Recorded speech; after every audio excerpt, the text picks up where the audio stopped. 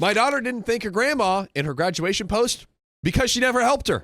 No thanks to you. My mother-in-law favors her youngest child and her children. That is fact, and there are a million examples of this as my kids grew up. But since it never bothered my husband, and since I have a big enough village, I have never said anything about it. By the way, this comes from Miserable Foundant 9478 on the r/OKstorytime subreddit. So when my kids started to notice the blatant favoritism, I told them that Granny loves all of her grands the same, but that Josh and Steffi need her attention more, and they never really question things. Since they didn't seem to be deeply bothered, I let it ride. When Josh, sister-in-law's oldest child, graduated high school, his grandmother bought him a nice car. It was used, but it was a very good brand with low mileage. They spent around $12,000 on it. Ooh. I was really happy for Joshy. He was a good kid, and since he went straight to the workforce, he needed a vehicle. I knew my kids would not get the same kind of gift at their graduation, and I know my husband and kids didn't expect it either. There was no jealousy since this kind of thing was par for the course. Fast forward to my oldest's graduation from high school. She was accepted into her dream school with scholarships, but after budgeting out everything, she realized that we might have a shortfall of about $2,000 for the first year. She did not want to ask my husband and I because she felt that between the college fund and having to prepare for her sister's graduation and possible college, she did not want to overburden us. She told us that she really wanted to figure it out on her own. She applied for a loan but needed a co-signer. My husband and I are very overextended and we could not get approved as co-signers. So who do we have left to turn to? She went to her grandmother, evil granny, and asked if she could be the co-signer instead of giving her a graduation gift or any birthday/Christmas gifts that year. She explained that she would definitely pay the loan since it was a relatively small amount and her grandmother would not have to worry about her defaulting. She's a super responsible kid who has always been a hard worker. Her grandmother told her that she could not co-sign. She explained that she was already a co-signer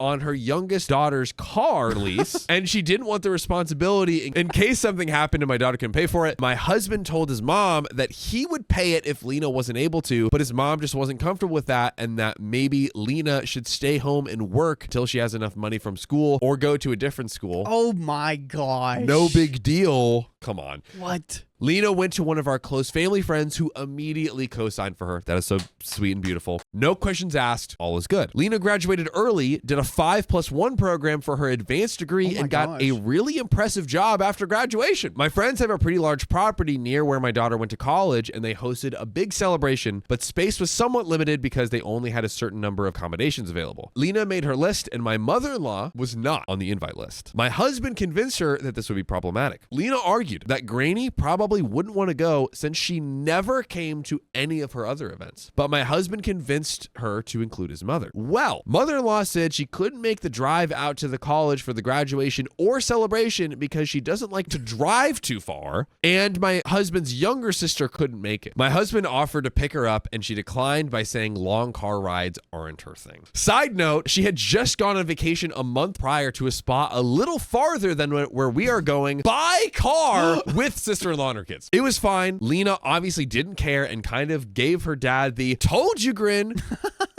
So after the celebrations, Lena posted to her social media with a ton of pics and called out various friends and family by name. My mother-in-law was not included in the shout-outs because she wasn't there. This was literally months ago, back in May. Okay. And I think we're building up to something big. Oh, Grandma found an Internet Explorer and logged on to Facebook. Yeah, right?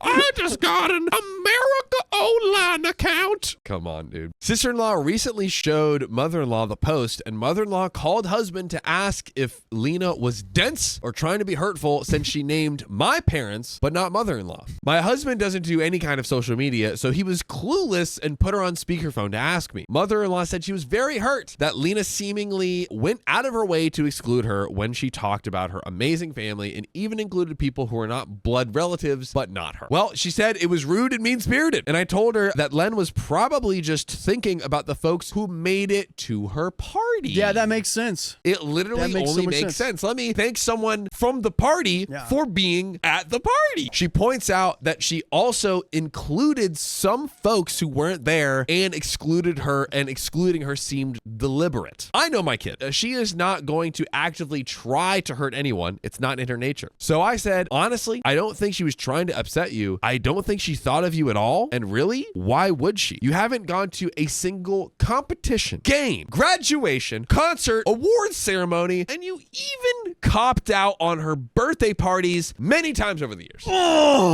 What's she supposed to do, Granny? Mother-in-law started to get upset. Husband took the phone and I went back to business. Afterwards, my husband came up to me and told me that while he agrees that Len wasn't trying to be disrespectful, I was intentionally hurtful and owe his mother an apology for my rudeness and dismissiveness of her part in the lives of my kids. Kind of sounds like she was just spitting backs. Yeah, dude, that's just the truth. It kind of sounds like maybe you should have asked your mother why she is neglecting your children. Yeah. I told him that it's a freaking social media post. It's on a platform that mother-in-law doesn't even have, and I think she was out of pocket for insinuating that my child was being rude or wrong for not including her when she spent decades treating our kids like they were less important than her other grandkids. He said he gets it, but I chose not to push for involvement or fairness for all these years. It's unfair to unload now. I did confirm with Len that it wasn't a deliberate slight. She was being mushy and speaking from the heart and trying to be extra for some folks who have really helped her. She took the post down and reposted some photos without the shout outs. Also, she did send mother-in-law a thank you card with a heartfelt note for her gift when she did her thank you cards last month. She also called and let Granny know that it wasn't meant to be exclusionary and she is sorry that she was upset by it. Granny thanked her for clarifying, but has been pretty cold with my husband and I since I snapped. She usually has family supper every Sunday, but she canceled last week and called to tell us that she's not doing it this week either. Husband asked if she wanted to come over to our house and we'd host it, but she said she can't.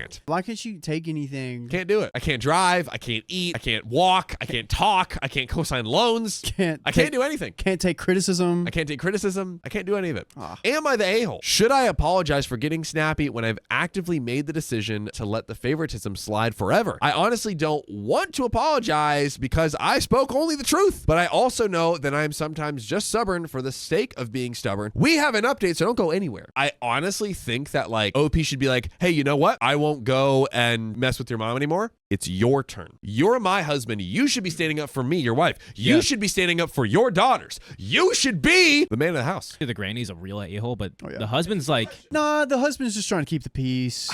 I don't think he really means anything. He's not the bigger a-hole. No. But is he an a-hole? I think, yes. At a bare minimum, I think you need to say, hey, maybe I can't change you, but the way that you treat my wife and children is not okay. Update, kind of. I showed my husband this post. He wanted me to note that he did not exactly tell me to apologize. I asked him if I should apologize. He doesn't care one way or the other, but said if I value my relationship with his mom, then I should probably apologize because I intended to be disrespectful. He also said he doesn't care one way or the other and would be fine if we never go over to his mother's again. He also said he can acknowledge that he was an a-hole for not sticking up for Len in that moment. He read the post and saw a few comments about being divorced, and he's like, I gotta switch it up. Back. I gotta switch it up. By the way, if you don't want us to divorce you, you need to tap my profile right now. Join the live every weekday at 3 p.m. PST, or so help me God. So help me. He will crawl through the screen. I'll help you. No, I'm doing this alone. Okay. So we have just decided to let it simmer. They aren't doing family dinner this week. Next week, we're going out of town, and the following week is Thanksgiving, and it's our year with my family. After that, we will decide the next course of action. I told him that I would like him to address the elephant of the room, favoritism. He said he doesn't want to because his mother will deny it and gaslight and cry. Exactly why you should address it, you freaking idiot. Sucks for you, Grandma. Yeah. Cry. Yeah, cry. Yeah. And he's honestly would rather not go over there again than deal with that mess. He said he will just invite Grandpa, over for beers and sports a few times a month. Lol. Hello. So basically the story has ended with the husband is like, I would literally rather never see my mother in my life ever again than confront her about this. I'll just hang out with my dad, my old dad, like once a month and drink a beer and watch some games. I'd rather see the bottom of this bottle than to hear her yap.